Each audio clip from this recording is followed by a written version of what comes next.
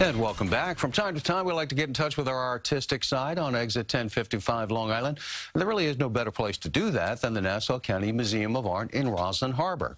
The 145-acre Modern Art Museum is on Long Island's fabled Gold Coast North Shore overlooking Roslyn Harbor. And this fall, they have some unusual exhibits, including one called Glamour Icons, featuring some objects you might never have considered to be high art, perfume bottles. But there are probably others who would say, oh, absolutely, and that's why they're on exhibit. Joining us to explain is Dr. Charles A. Riley II. He is the director of the museum, and welcome to the show. Thanks very much, Richard. You know, one thing I could say you can always count on is a steady stream of new exhibits at the museum, which has a bit of an avant-garde reputation. That's part of the philosophy there, to keep the exhibits changing Never constantly. boring, never boring. Yeah, and I've noticed you always like to particularly choose something you want to choose, and maybe it's, you know, they're not doing this at some museum in the city, but it's what you think is important, and that's kind of the exhibit we have here, the one called Glamour Icons, designed by Mark Rosen, which is kind of a walk through the artistic history of designing perfume and cosmetic bottles. Here's some stills that we have that you provided us. Tell us what the point of this exhibit is, and you're going to see these incredibly designed bottles, right? Cologne bottles, cosmetic. What is the point of making this an exhibit of high art? Well, people are gobbling this up, but I'll tell you, Richard, in the world of contemporary art, in the world of art, originality is key. And there's no other museum that's doing this type of show right now. You're right. There's some museums that are interested in contemporary design, but Mark Rosen, who is, as far as I can tell, the kingpin of perfume bottle design, he's the #1 chap in the entire... He was copied by lots of folks. He's been copied everywhere, and right now he's hot as a pistol in Shanghai. He's ruled New York. Karl Lagerfeld goes to him for Chanel in Paris. I mean, he's the kingpin. Teaches it as well. But where was the design? I mean, even the Cooper Hewitt, which is Ford design, has never done something like this. So that's where a museum such as mine can get in and scoop up something highly original. You know, I'm no art expert, but I think everyone knows that popular culture designs, especially anything like a consumer item, doesn't always make it into museums. I guess Andy Warhol would be an exception. Do you consider Mark Rosen one too? Yeah, I look at him almost as a sculptor. And good design, great design, as MoMA has discovered as well, is something that inspires people who look at sculpture, look at art, they look at great architecture, sort of along the same panoply. And the keynote should always be this: beauty. These things are just ravishingly beautiful. When he had a tea at our museum, there were just a lot of beautiful people who came to a lot of beautiful to see a lot of beautiful objects. And there are going to be some folks who are going to be like, I'm not surprised. I mean, just look at the beauty of that. They're right. It is exquisitely designed, and the colors and the shapes, even the materials, the glass that was used, and the type of stuff, the way it was blown, even that is a huge process. And so there are people who say, hey, I'm not surprised. Long after the cologne or the perfume is gone, I keep the bottle. I love the bottle. See, Richard, you're doing exactly what we want you to do when you come to the museum. We're getting you to see. You might not have seen these things if you've been walking through Bloomingdale's. Now we're getting you to see. And whether it's a painting or a drawing or a sculpture or one of the beautiful trees on the property, that's what we want. So you always get this debate, especially in art. So is marketing art? Or can it be art-worthy? I mean, obviously, you're saying it is. Yeah, there's that commercial side. It's never been my favorite. I used to run a magazine called Art and Auction. So here's the art. This is what it's worth. Here's the art. How does it inspire?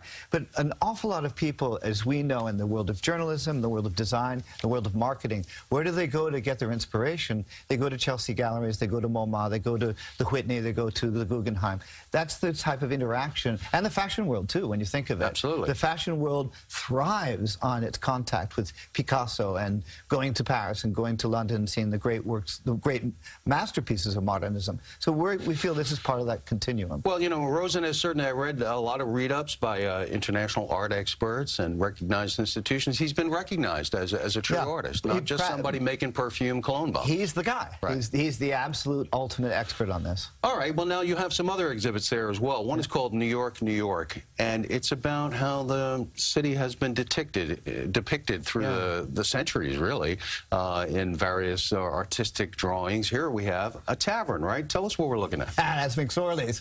McSorley's. Yeah, I've spent a few hours there myself. And not the original McSorley's? This is yeah, sure. Wow. And McSorley's, by the way, is huge in literature, in art, and in folklore, shall we say. This exhibit has been a blockbuster for us. Many, many people have come. They've been seeing the city as they've never seen it before. They've seen it evolve. They've seen the changes in the buildings, the changes in what people wear. There's a lot of realism in the show. It was curated by my predecessor, Constance Schwartz. She loves realism. If you come, you'll see a great Mark Rothko, better known as an abstract painter, but we've got his nitty-gritty realism in it. I don't know if we could take a look at that again, because I was trying to tell, does that actually have the McSorley's Tavern, if we still have that? Is that a sawdust floor? Yeah, of course. That's a sawdust floor. I don't want to say what they did there. But, you know, it could be anywhere today in a lot of ways, but because it's still the idea of gathering around a bar, sure, and everybody talking stuff while they imbibe. But the giveaway, of course, of the hats, yes, right? right? So when was this picture taken? How you when was this drawn? That's the 1890s. And that's how you know the period of it. Good kind for of you. the bowler Good eye. hat there, and the unusual ties. And a day when every man had to wear a hat. That's right. I wore a fedora. I should have brought my own hat, right? There you go. Chin was part of the Ashcan School. It was an amazingly vibrant, vital group of American painters. They weren't trying to do things in the Parisian way. We've got a beautiful Impressionist painting in the show, too, by Charles Hassan. That's very, very French, but this is a really American school of realism. Well, I would think New York has got to be right up there with Paris as the most artistically depicted city in the world, no? Good, yeah, absolutely. And you have tremendous examples of that in this display. Yeah. And then there's a third display. Tell us about that one as well. Oh, we got a hotshot graffiti artist named Kenny Scharf, S-C-H-A-R-F. He's been to the museum once before, where he took out spray paint and did people's cars with their permission. I was going to say that next. Gorgeous white. I've got this gorgeous white building where we're going to start our new classes starting on Monday, just tomorrow. And I've given him, and my trustees are behind me, thank God, to have 2 walls of this gorgeous, pristine white building that we just poured $1.5 million into renovating.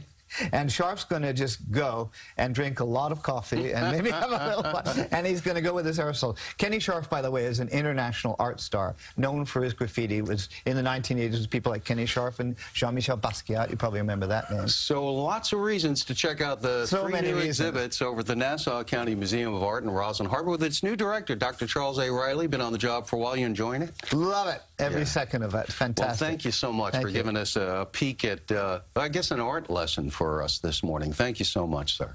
Come soon. We will. And